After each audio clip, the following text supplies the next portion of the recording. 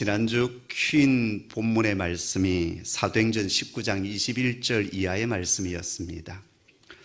바울이 에베소에서 사역을 하고 큰 열매를 거둔 뒤에 이제 내가 로마도 보아야 하리라 라는 고백을 합니다. 바로 이것은 바울의 비전 선언문이었습니다. 그동안 지중해 이 동쪽 지역, 동반구 지역의 사역을 집중했습니다. 그리고 큰 성공을 거두었어요. 지금의 터키 땅과 그리스 지역에 엄청난 복음의 역사가 일어났습니다. 근데 이제 이 동쪽 지중해 동쪽 지역의 사역을 마무리하면서 바울은 내가 로마도 보아야 하겠다 그렇게 말씀하고 있는 이유는 이제 내 사역이 이제 지중해의 저 서쪽 지역 로마를 거쳐서 프랑스 지역과 지금의 스페인 지역까지 복음을 전하겠다고 하는 바울의 믿음의 고백이었고 또 선언이었습니다. 원래 저의 마음은 오늘 이 창립기념주일에 이 사도행전의 말씀으로 설교를 하려고 준비를 하고 있었습니다. 근데 지난 한 주 동안 기도하는 가운데 하나님께서 강력하게 주셨던 말씀이 바로 에벤에셀이었습니다.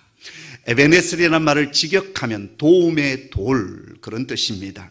의역하면 하나님께서 여기까지 도와주셨다 그런 뜻입니다. 여기까지 도와주셨다는 말은 지금까지 도와주셨다는 뜻도 되어지고 이것까지도 도와주셨다 그런 뜻도 됩니다. 우리 홍익교회 지나온 27년 걸어온 그 걸음마다 하나님께서는 인도해 주셨고 도와주셨습니다.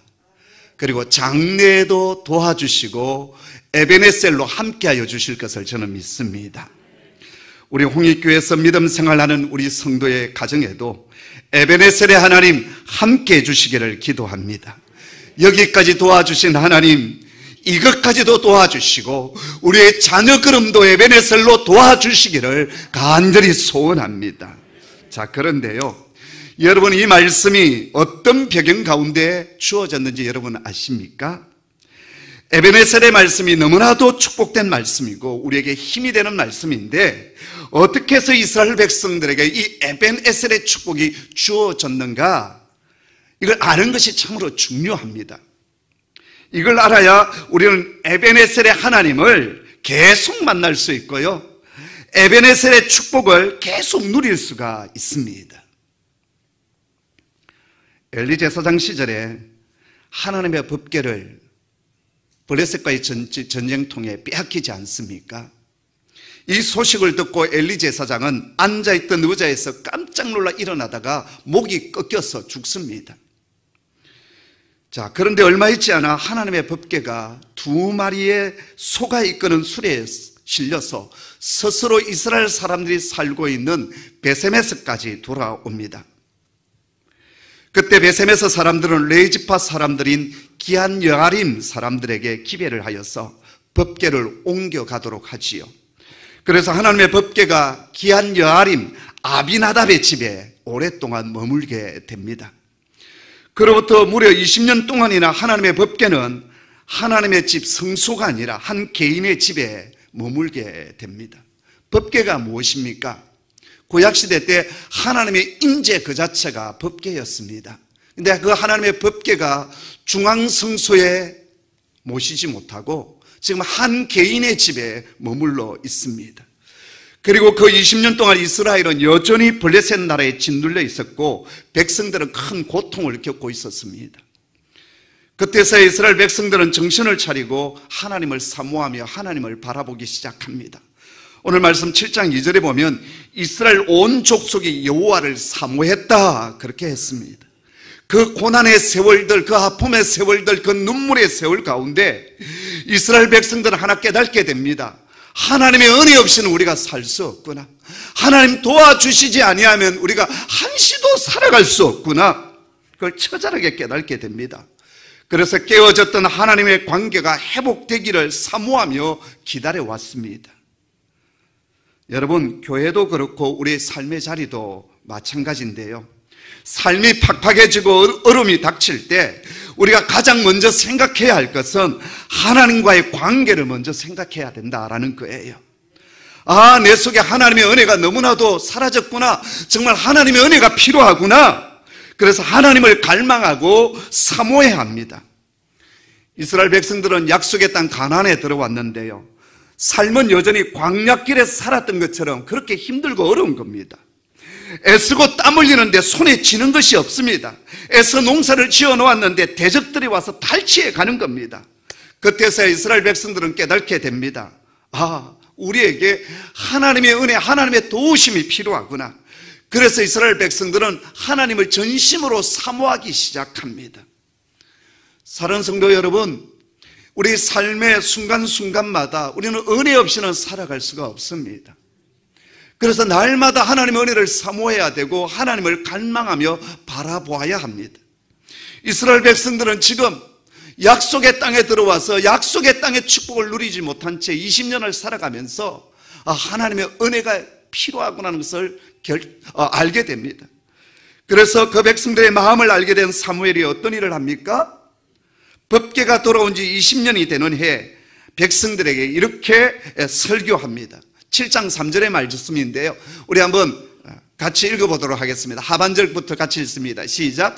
만일 너희가 전심으로 여호와께 돌아오려거든 이방신들과 아스다롯을 너희 중에서 제거하고 너희 마음을 여호와께로 향하여 그만을 숨기라. 그리하면 너희를 블레셋 사람의 손에서 건져내시리라. 아멘. 사무엘의 이 설교를 오랫동안 하나님의 은혜를 사모해왔던 백성들이 즉시 응답하고 그 말씀을 그대로 받아들여 순종합니다. 4절 말씀에 보면 이에 이스라엘 자손이 바알들과 아스다롯을 제거하고 여호와만을 섬기니라. 그동안 하나님을 섬긴다고 했지만 여전히 세속적인 삶을 살아왔던 이스라엘 백성들이었습니다. 약속의 땅에 들어왔더니 여호와 하나님보다 더 좋게 보이는 것들이 너무 많았어요. 그 중에 하나가 바알과 아세라, 아스다롯 신이었습니다. 그 땅에 풍요를 준다는 거예요.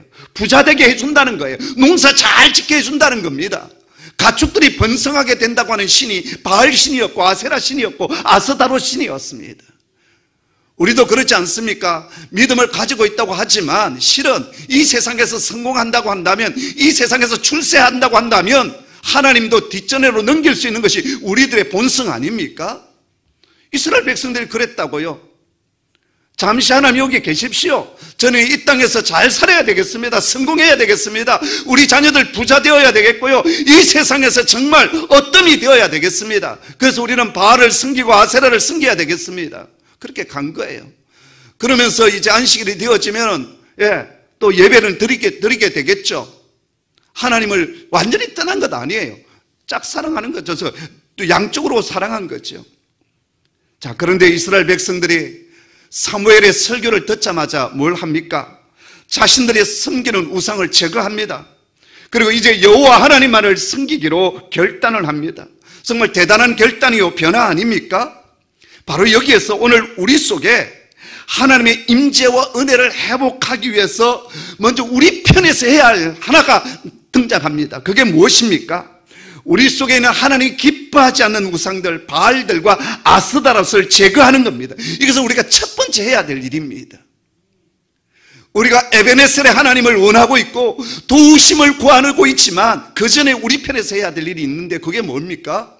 하나님 기뻐하지 아니하는 우리 속에 있는 이 영적인 제약들, 세속적인 가치관들을 제거하는 겁니다. 우리 홍익교회가 계속적인 하나님의 임재와 하나님의 도우심을 구하기 위해서 해야 될 일이 무엇이겠습니까? 이 공동체 속에 담겨져 있는 인간적인 것, 세상적인 가치관들, 세속적인 열망들을 이 목사나 여러분들이 제거해 가는 겁니다. 이게 필요합니다. 우리 속에 있는 교만과 우상들을 깨뜨리고 회개의 영으로 하나님 앞에 나아가게 되어질 때, 그럴 때 이제 첫 번째 문이 열리게 되는 거예요. 에베네셀의 하나님을 만날 수 있는 그 첫 번째 문이 열리게 되는 겁니다. 그 다음이 뭘까요? 모든 문제가 이제 해결했으니까, 이렇게 제거했으니까 그대로 하나님의 임재가 임하느냐? 아닙니다. 여전히 현실적인 문제는 여전히 남아 있었습니다. 여전히 블레셋은 강성했고요, 백성들은 블레셋 소나기에서 신음하고 있었습니다. 축복의 땅, 약속의 땅, 은혜의 땅 가나안에 들어왔지만 근 300년 동안 이스라엘 백성들은 가나안의 축복을 제대로 누리지를 못하고 있었습니다. 그래서 사무엘이 취한 행동이 무엇입니까? 온 이스라엘 백성들을 미스바에 모이게 하고 기도의 날을 선포합니다. 미스바는 이스라엘 백성들에게 너무나도 아픈 기억이 있는 장소였어요. 사사시대 때 레이지파 한 사람이 첩을 데리고 베냐민 지파 땅을 지나다가 날이 어두워졌습니다. 그래서 이 베냐민 지파의 지경에 있는 기브아 성읍에 들어가서 하룻밤을 유숙하게 되었어요. 그런데 이 베냐민 지파 남정네들이 집단으로 이 레위 지파의 첩을 욕보이는 사건이 일어났습니다. 그로 인하여서 이스라엘 11지파 40만의 보병들이 베냐민 지파를 응징하기 위해 모였던 장소가 어디였느냐? 미스바였어요. 그 내전에서 베냐민 지파 남자들이 몇 명 죽느냐? 2만 5천 명이 죽습니다. 장정 한 4만 5천 가운데 2만 5천 명이 죽어요. 내전이 끝나고 정신을 차리고 보았더니 12지파 가운데 베냐민 지파 한 지파가 사라질 처지가 된 겁니다. 그래서 슬피 통곡하며 울었던 장소가 어디였느냐? 미스바였고 베델이었어요. 근데 지금 사무엘은 그 아픈 기억이 있는 장소로 이스라엘 백성들을 모두 불러 모으고 있습니다. 우리나라로 본다면 광주, 상무대 지역, 광주시청, 그런 아픔 있는 장소에 지금 온 백성들을 불러 모았다라는 겁니다. 그리고 사무엘이 선포했던 것은 다른 것이 아니었습니다. 기도의 날을 선포하고 회개의 날을 선포합니다. 그리고 이 미스바에서 이스라엘 백성들은 하나님 앞에 세 가지를 했습니다. 첫째, 물을 길어서 여호와 앞에 부었어요.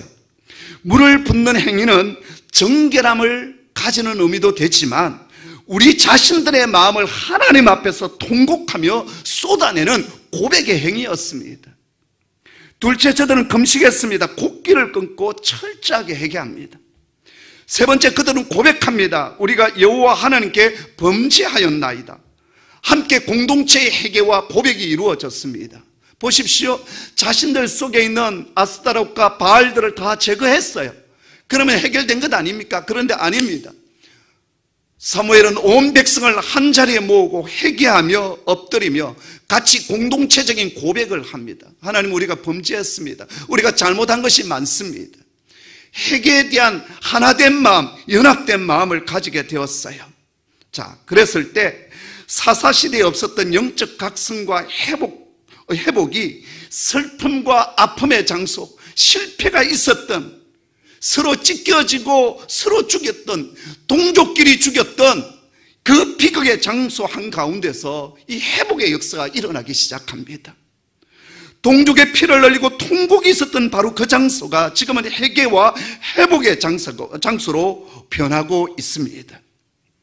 성도 여러분, 오늘 우리에게도 인생을 살아오면서 크고 작은 실패와 슬픔, 아픔의 자리가 있습니다. 그러나 우리가 여호와 앞에 진솔하게 다시 서게 된다면 그 자리는 회복의 장소가 될 것이며 하나님의 축복을 누리는 장소가 될 것입니다. 자, 그런데요, 이스라엘 자손들이 미스바에 모였다는 사실을 블레셋 사람들이 알게 되지 않습니까? 그리고 무기를 들고 이스라엘을 치기 위하여 미스바로 올라온 것입니다. 여러분 보십시오. 회개하고 새로운 마음을 가지고 기도를 시작했다면 마땅히 좋은 일만 생겨야 되지 않겠습니까? 그런데 이스라엘은 지금 더 큰 어려움을 만납니다. 바로 이럴 때가요, 우리의 믿음이 빛을 발할 때입니다. 우리가 선한 의도를 가지고 어떤 일을 계획하고 추진하고 기도했는데 그 일이 어그러지고 무너질 때 하나님이 왜 이렇게 하십니까? 원망할 것이 아닙니다. 짜증낼 것도 아닙니다. 낙심할 것도 아닙니다. 하나님께서 어떤 표적을 일으켜 주실 것인가? 하나님께서 우리를 위하여 어떤 일들을 지금 준비하고 계십니까? 하나님을 기대하고 하나님을 바라보고 하나님을 사모해 가야 합니다. 지금 이스라엘 백성들은 어떻게 반응합니까? 첫째, 두려워했다라고 했어요. 그런데 두 번째, 그들은 기도를 요청했습니다. 영적 지도자인 사무엘에게 우리를 위하여 우리 하나님께 쉬지 말고 부르짖어 블레셋 사람의 손에서 우리를 구원하게 하소서 기도를 부탁하고 있습니다. 여러분, 우리가 사람인지라 어떤 일을 만나면 우리는 두려워할 수밖에 없습니다. 그러나 계속 두려움 속에 갇혀 있어서는 아니 됩니다. 그 문제를 들고 주님께로 나아가야 합니다. 기도해야 합니다. 부르짖어야 합니다. 이스라엘 백성들은 자신들이 기도할 뿐만 아니라 사무엘에게 기도를 부탁했습니다. 저희 교회는 이제 올해로서 27주년이 되었습니다. 그리고 이 교회를 개척한 지 30주년이 되는 2025년 연말이 되면 이 단에서 설교하는 손 목사는 담임 목사직을 이제 사임하고 이 공동체를 떠나게 될 것입니다. 저희 교회 내교는 65세 은퇴하는 것으로 정해져 있습니다. 제가 돌아보면 참 부족하고 연약하기 짝이 없는 저를 하나님께서 과하게 사용하여 주셨다라는 생각을 합니다. 교육 전도사부터 시작하면 25년이 되면 제 성년 41년이 됩니다. 그리고 교회를 개척한 지 30년이 된 겁니다. 저희 부부는 하나님 앞에 기도하는 가운데 참 부족한 종을 하나님께서 너무나도 아름답게 그리고 과하게 사용해 주셨다라고 하는 그 감사의 마음이 충만합니다. 그리고 저희는 이제 그 일을 마무리하기 위하여서 늘 기도로 준비해 가고 있습니다. 그런데 중요한 것은 남아있는 이 한 3년 반의 이 시간 동안 제가 여러분에게 요청하는 것은 어쩌면 리더십이 이제 바뀌어지는 이 과도기의 상황 가운데 온 공동체가 해야 될 첫 번째 일은 하나님 앞에 기도하는 일입니다. 기도하는 일입니다.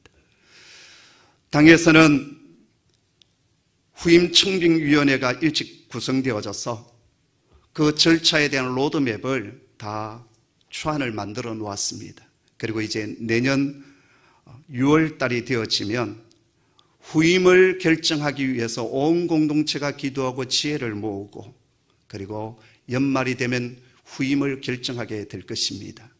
그리고 한 2년 동안은 저와 후임 목사가 함께 동력 사역을 하면서 그동안 제가 가졌던 모든 사역들을 하나하나 위임해주고 맡겨주고 그러면서 저는 모세처럼 이 공동체를 떠나게 될 것입니다. 이 시간 동안, 이 준비의 시간 동안 저와 그리고 여러분이 해야 될 일이 있는데 바로 기도입니다. 무엇보다도 우리 장로님들은 더 많이 기도하셔야 됩니다. 중요한 일을 결정해야 되기 때문이죠. 우리 안수 집사님들, 권사님들 기도하셔야 됩니다. 우리 목장의 목자들, 운행 리더들, 비전 리더들 기도하셔야 합니다. 기도하지 않고 의논하고 기도하지 않고 뭔가를 진행할 때 그게 사단의 공격이 사단이 틈탈 수 있습니다. 27년 된 이 창립 주일에 하나님께서 왜 에베네셀의 말씀을 저에게 주셨을까? 엎드려 기도하는 가운데 주셨던 한 마음은 기도를 온 공동체 앞에 선언하고 선포하라는 것입니다. 성도 여러분, 기도해 주십시오. 그래서 그 어떤 어려움도 없고 흔들림도 없이 정말 기쁨과 감사함 속에서 저는 모세처럼 가벼운 마음으로 이 공동체를 떠나가고 후임 목사님은 이 공동체의 그 바톤을 이어받아서 이전의 영광보다 더 나은 영광을 이루어가는 그런 홍익교회를 만들어가기를 간절히 소원합니다. 이를 위해서 온 공동체가 기도해 주시기를 소원합니다. 오늘 본문을 보십시오. 사무엘은 젖먹는 어린 양 하나를 가져다가 온전한 번제를 여호와 하나님께 드립니다. 그리고 여호와 하나님께 부르짖습니다. 그리고 하나님은 그 사무엘의 기도를 들어주시고 응답하시는데요, 10절 말씀을 찾아서 읽겠습니다. 함께 읽죠. 사무엘이 번제를 드릴 때 블레셋 사람이 이스라엘과 싸우려고 가까이 오매 그날에 여호와께서 블레셋 사람에게 큰 우레를 발하여 그들을 어지럽게 하시니 그들이 이스라엘 앞에서 패한지라. 아멘. 그 전쟁의 날에 여호와 하나님께서 블레셋 진중에 큰 우레를 발하시고 그들을 어지럽게 하셨다라고 했습니다. 여기 어지럽게 하셨다는 말은 여호와 하나님의 전쟁 문맥에 늘 사용되는 표현입니다. 이 전쟁이 사람의 전쟁이 아니라 여호와 하나님께서 그 백성을 대신하여 싸우시는 하나님의 전쟁이라는 겁니다. 사랑하는 교우 여러분, 우리가 우리의 문제를 하나님께 맡기기 전까지는 그 문제는 나의 문제이지만 그 문제를 주님께 맡겨드리면 그때부터 그 문제는 주님의 문제가 되는 겁니다. 지나온 27년의 세월 가운데 우리 공동체는 참으로 힘들고 어려운 전쟁 같은 일들이 많았습니다. 그러나 그때마다 공동체는 기도했고 기도하는 가운데 문제가 해결되었습니다. 앞으로도 우리 공동체 앞에는 수많은 어려움과 대적들의 영적 공격이 있을 것입니다. 그때마다 우리 믿음의 사람들은 두려움 속에 떨고만 있을 것이 아니라 하나님의 보좌 앞에 나아가 엎드려야 합니다. 교회는 기도 없이는 한 걸음도 앞을 향하여 전진해 나갈 수가 없습니다. 우리 개인도 마찬가지입니다. 내 인생 앞에는 내가 싸워야 할 수많은 전쟁이 있고 전투가 있습니다. 주님께 맡기기 전까지는 내가 싸워야 될 싸움이지만 주님께 맡겨드리면 주님께서 싸우시는 하나님의 전쟁이 되는 겁니다. 그리고 그 전쟁의 승자는 하나님이시며 그 승리를 우리에게 맡겨주시고 또 함께 그 승리를 누리게 하십니다. 오늘 말씀을 보십시오. 하나님께서 당신을 의지하고 당신께 마음을 둔 이스라엘 백성들에게 승리를 안겨주시며 그 백성을 블레셋 손에서 구원하여 주시지 않습니까? 블레셋은 강한 나라였습니다. 장대한 백성이었습니다. 그러나 우리 아버지 하나님께서 싸워주시니 당신의 백성들 앞에서 완전히 패전하게 하시고 당신의 백성들에게 승리를 안겨주셨습니다. 그 승리 이후에 사무엘은 센과 미스바 사이에 돌을 쌓고 그곳 이름을 에베네셀, 여기까지 우리를 도와주셨다라고 했습니다. 그 돌들을 기념비로 세워서 하나님의 구원을 노래하고 간증한 것입니다. 그리고 그 후에 하나님의 은혜가 이스라엘 백성들에게 비로소 임했습니다. 13절 14절의 말씀인데요, 우리 한번 같이 읽어볼까요? 한 목소리로 같이 읽겠습니다. 시작. 이에 블레셋 사람들이 굴복하여 다시는 이스라엘 진영으로 들어오지 못하였으며 여호와의 손이 사무엘이 사는 동안에 블레셋 사람을 막으시매 블레셋 사람들이 이스라엘 백성에게서 빼앗았던 성읍이 에그론부터 가드까지 이스라엘에게 회복되니 이스라엘이 그 사방 지역을 블레셋 사람들의 손에서 도로 찾았고 또 이스라엘과 아모리 사람 사이에 평화가 있었더라. 아멘. 세 가지 축복이 임했습니다. 첫째, 하나님의 손이 블레셋을 막아주셨습니다. 한 번의 전쟁으로 끝난 게 아니에요. 승리로 끝난 것이 아닙니다. 계속 막아주셨다라는 거예요. 제가 2주 전 금요기도회 때 시편 강해를 하면서 그런 말씀을 드린 것 같습니다. 대적들 원수막의 불화살이 우리를 계속 쏘아대요. 그럴 때 우리가 일상의 삶을 살아가고 은혜 안에서 살아갈 수 있는 이유는 하나님께서 우리를 보호해 주시는 카바랑이 있기 때문이다라고 했어요. 그 은혜의 보호막이 우리를 덮어주시는 거예요. 이걸 아셔야 돼요. 그런데 하나님께서 그 은혜의 카바링을 벗겨버리면 어떻게 되느냐? 어둠의 군세의 불화살이 우리를 향하여 직격탄으로 날아오게 되는 거예요. 우리 자녀들에게 직격탄으로 날아오게 되고요. 그래서 우리의 재산이라든지 우리의 건강이라든지 이런 곳에 불화살을 맞게 되는 겁니다. 하나님께서 이 에베네셀의 은혜를 주실 때 이제는 저 블레셋의 대적을 하나님께서 막아주셨어요. 카바링해 주셨어요. 하나님께서 저와 여러분의 가정에 에베네셀의 축복을 주셔서 아버지의 은혜의 카바링이 곳곳에 있기를 원합니다. 사업장에도 있고 여러분의 육신의 몸도 있고 자녀들 걸음 속에도 은혜로 덮어주시는 축복이 있기를 간절히 소원합니다. 또 우리 교회를 지금까지도 카바링해 주셨듯이 앞으로도 계속 카바링해 주시기를 소원합니다. 아멘. 두 번째, 빼앗겼던 성읍과 지역을 도로 찾았다라고 했습니다. 빼앗겼던 것을 다시 회복하는, 되찾는 축복의 역사가 일어났습니다. 우리 가운데 건강을 잃어버린 성도가 있다면 건강 되찾는 축복이 있기를 원합니다. 우리 가운데 물질의 손실이 있었던 가정들, 그 물질의 회복의 역사가 도로 찾는 역사가 있기를 소원합니다. 또 어떤 위치, 영광스러움을 빼앗겼다면 하나님께서 그것을 되찾게 해주시는 축복이 있기를 간절히 소원합니다. 세 번째, 그 땅에 평화가 임했습니다. 이제 마음 편안히 잠잘 수 있었고, 마음 편안히 밭에 나가 씨를 뿌리고 추수할 수 있게 되었습니다. 가축들을 마음껏 풀어 놓아 다닐 수 있었고, 자녀들을 마음껏 학교에 보낼 수 있게 되었습니다. 그 평화가 임하게 된 겁니다. 에베네셀의 축복이 저와 여러분의 가정 속에 임하여서 온 가정이 평안하기를 원합니다. 갈라졌던 부모 자식 간의 관계가 평화로 회복되어지고, 직장에서의 관계도 회복되어지고, 하는 일마다 두려움 속에서 진행되는 것이 아니라 평안 가운데서 진행되는 은혜가 있기를 원합니다. 우리 홍익교회 하나님께서 에베네셀로 도와주셔서 성도들 간에 있었던 갈등들이 평화로 화평으로 회복되어지고, 홍 목사와 성도들 속에 앙금들이 있다면 그 은혜 주심으로 말미암아 평화가 일어나고 평강이 넘치기를 소원합니다. 27주년을 맞이하는 저와 여러분, 또 우리 홍익교회 앞으로 주실 그 세월 가운데 에베네셀에 하나님께서 인도하시고 지켜주시고, 그래서 날마다 여기까지 도와주신 하나님, 지금까지 도와주신 하나님, 이것까지도 도와주신 하나님 감사하고 찬미하는 저와 여러분 되기를 주의 이름으로 축복합니다. 기도하겠습니다. 아버지 하나님, 감사합니다. 지나온 27년 하나님의 은혜였습니다. 저희들 허물도 많고 부족함도 많고 잘못한 것도 참 많이 있는데 하나님의 은혜로 덮어주시고 카바링 해주셨습니다. 앞으로도 에베네셀 하나님 함께 해주시기를 소원합니다. 성도의 가정에 빼앗겼던 것 다시 되찾게 하여 주시고 평강이 임하게 하여 주시옵소서. 오늘 성찬의 예식을 가집니다. 하늘 문 여셔서 성찬 예식에 참여하는 온 성도들 속에 기쁨과 감사의 영 넘치게 하여 주옵소서. 예수님의 이름으로 기도드립니다. 아멘.